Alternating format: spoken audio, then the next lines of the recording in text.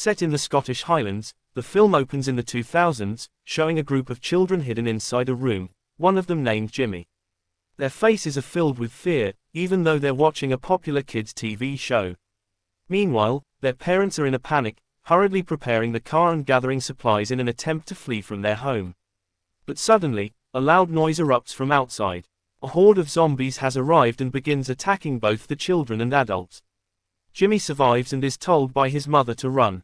He rushes to the church, where his father, a priest, is praying. His father, resigned to the situation, believes that day to be Judgment Day. He gives Jimmy a cross necklace, telling him to always carry it wherever he goes. 28 years after the zombie virus outbreak, a small, isolated island has become a safe haven for a group of survivors who have built a secure and self-sufficient community. They farm, fish, and store supplies in a village warehouse. People are allowed to take supplies only when necessary, and are urged to conserve them, as resources are running low. That morning, a man named Jamie wakes up his 12-year-old son, Spike. It's Spike's first day hunting zombies. Anyone brave enough to go hunting is seen as a hero, since these hunters are the ones who risk their lives retrieving essential supplies from the zombie-infested mainland. Spike's mother, Isla, has been bedridden for a long time with an unknown illness. Isla often becomes irritable and confused. Her memory comes and goes, and she frequently hallucinates seeing her father. After calming her down, Spike gives her his beef breakfast.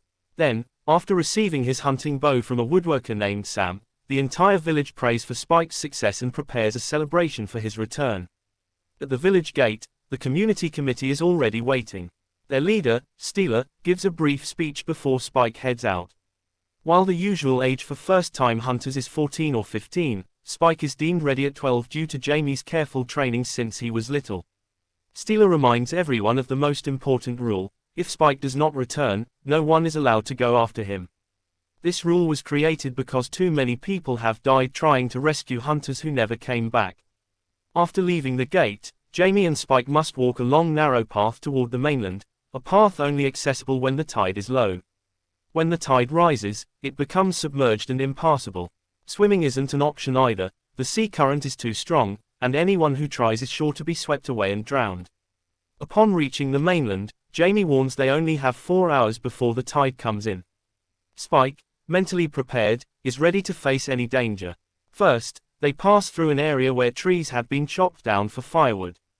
Then, as they climb a hill, Spike is awestruck by the vast land before him, confident there must be other villages out there. Jamie confirms there are, but warns his son to stay away from them. They continue into the forest, where they encounter a fat zombie lumbering slowly. Jamie instructs Spike to aim for the neck, since his bow isn't yet powerful enough to pierce the heart. Despite the distance, Spike lands a perfect shot to the neck, claiming his first kill. Jamie takes down 2 more fat zombies, but they leave a childlike one alive. The journey continues to a field where hundreds, maybe thousands, of deer roam. Nearby, there's an abandoned building. Even though it has likely been scavenged countless times, they still check in case something useful was missed. Unfortunately, the building is empty, and all Jamie finds is an old frisbee toy.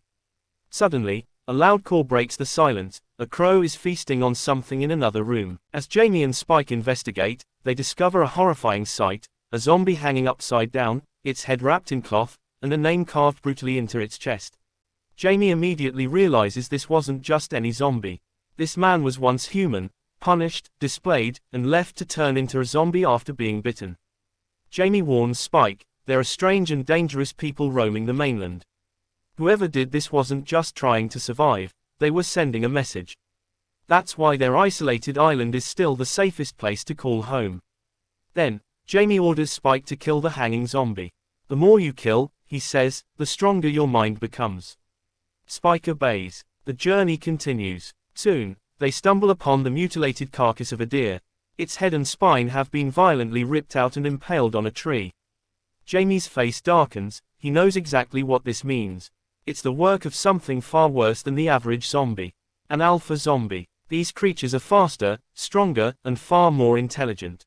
And when they kill, they display their victims like trophies, ripping out heads and spines like twisted hunters. Without hesitation, Jamie urges Spike to leave the area.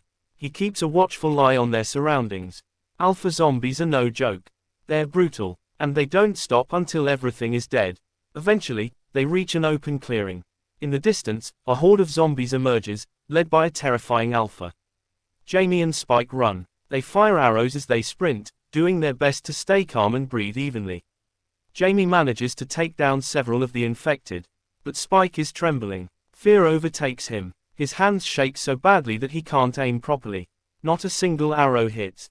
They dash into an abandoned building and scramble into the attic, hiding in the shadows. Back on the island, life goes on.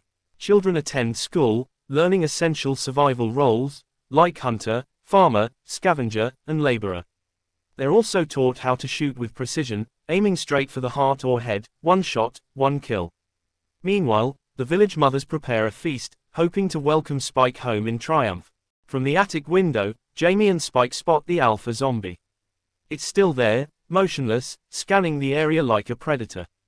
Jamie won't take the risk of fighting it, he's out of arrows, and alpha zombies are extremely difficult to kill. Jamie once saw one fall only after being hit by over a dozen arrows.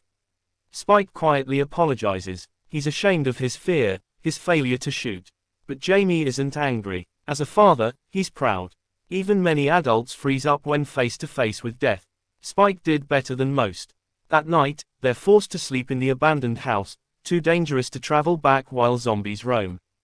As they rest, Spike notices a fire glowing in the distance. Is that from another village?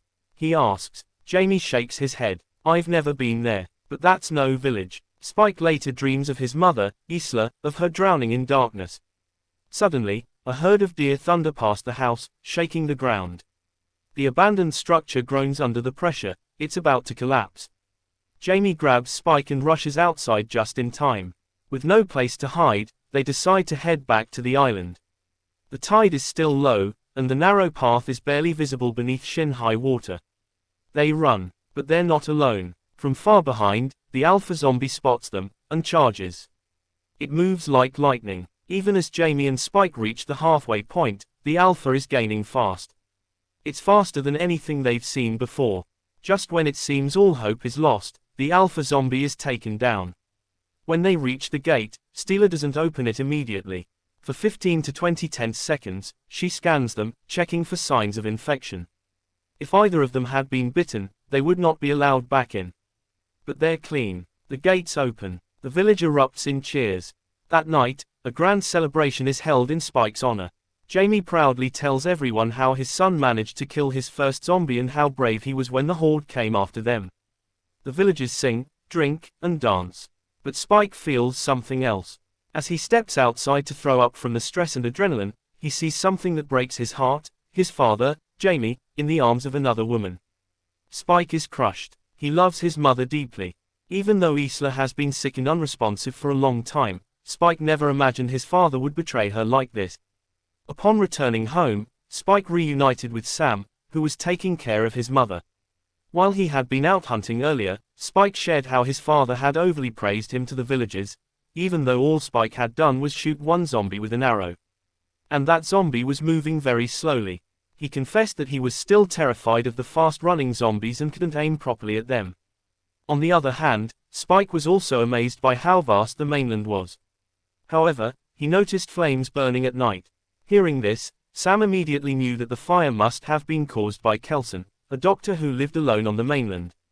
Spike was shocked, as his father had always told him that all the doctors were dead. That was why no one could diagnose his mother's illness, or in other words, Jamie had lied. Sam tried to calm Spike down, suggesting that maybe his father had hidden the truth for a good reason. After all, Dr. Kelson was known to be a very strange man. Sam didn't go further into explaining Kelson's story, out of respect for Jamie, who also refused to talk about it. That night, Spike stayed by his mother's side in her room. Jamie didn't return until the next morning, still looking somewhat dazed. While Jamie was preparing breakfast, Spike asked him why he never told him about Dr. Kelson, who could potentially examine his mother. Jamie explained that while Kelson used to be a doctor, he had gone mad. Jamie then told a story from before Spike was born. Back then, some villagers went to the mainland to search for food and got close to Dr. Kelson's area. What they saw was horrifying: hundreds of corpses laid out neatly in rows, each one being burned by Kelson. Strangely, When Dr. Kelson noticed Jamie and the others, he just waved at them, as if what he was doing was completely normal. Since then, for 15 years, no one from the village had dared go near Kelson's territory. They all believed he was far more terrifying than the zombies themselves. Despite this, Spike believed that only Dr. Kelson could diagnose his mother's illness. He also confronted Jamie about his affair with a married woman. Enraged, Jamie slapped him. Out of fear, Spike hugged his mother and demanded that Jamie leave them.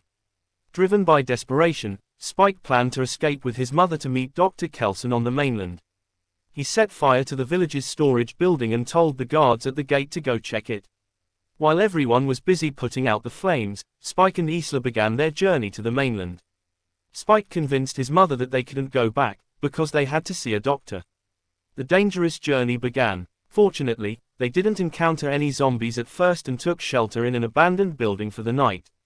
Unbeknownst to them, a fat zombie had approached. Luckily, Isla woke up and killed the zombie. However, the next morning, due to her memory loss, Isla had no recollection of killing it. Elsewhere, a group of soldiers were being chased by a horde of zombies.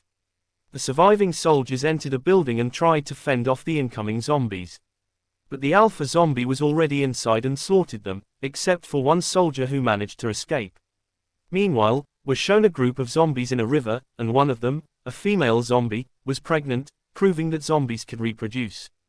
Spike and Isla continued their journey until they reached a flower field.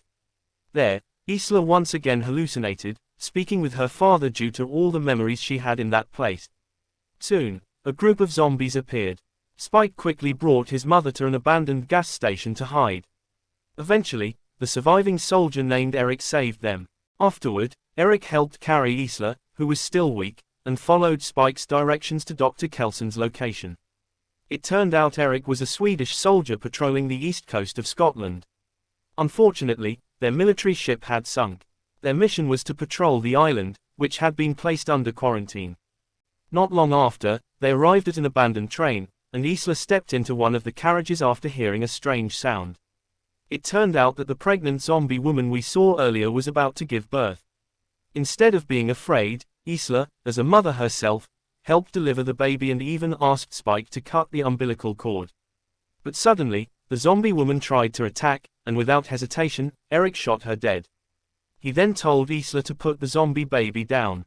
However, Isla and Spike insisted that the baby looked normal and uninfected, even though it was born from a zombie.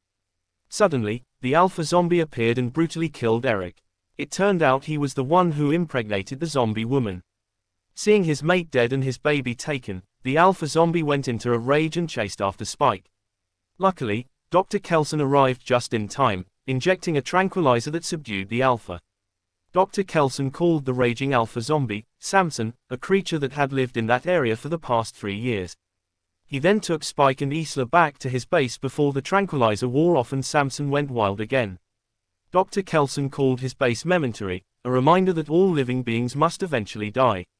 In the middle of it stood a tower made of human skulls, surrounded by tall poles constructed from piles of human bones. This was a memorial site to honor the dead. Spike then told Dr. Kelson that the baby they carried was born from a zombie womb. Strangely, the baby showed no signs of infection. According to Dr. Kelson, it was a miracle, the placenta had protected the baby from the zombie virus inside its mother. That night, Dr. Kelson examined Isla, without any medical equipment. Based on his observations, he concluded with regret that Isla had terminal cancer, which had spread from her brain to her entire body. He told him there was no cure with the limited tools he had, and Isla was unlikely to survive for much longer. Spike pleaded desperately for his mother's life, after all the dangers and distance they had traveled. But Kelson could only apologize, there was nothing he could do. Isla, however, had already accepted her fate. She knew her illness was severe and her time was short. She hugged Spike to comfort him and gave Kelson a subtle nod, a signal to end her suffering, so her son could continue without carrying that burden. Dr. Kelson reminded Spike that there is such a thing as a good death, dying peacefully, surrounded by love. Like Isla, who was deeply loved by her son. Hearing that, Spike finally found peace. Later, he climbed the skull tower and placed his mother's skull at its highest point. The next morning, Samson returned, the tranquilizer now worn off. They hid inside a small hole in the ground while Samson kept trying to break in.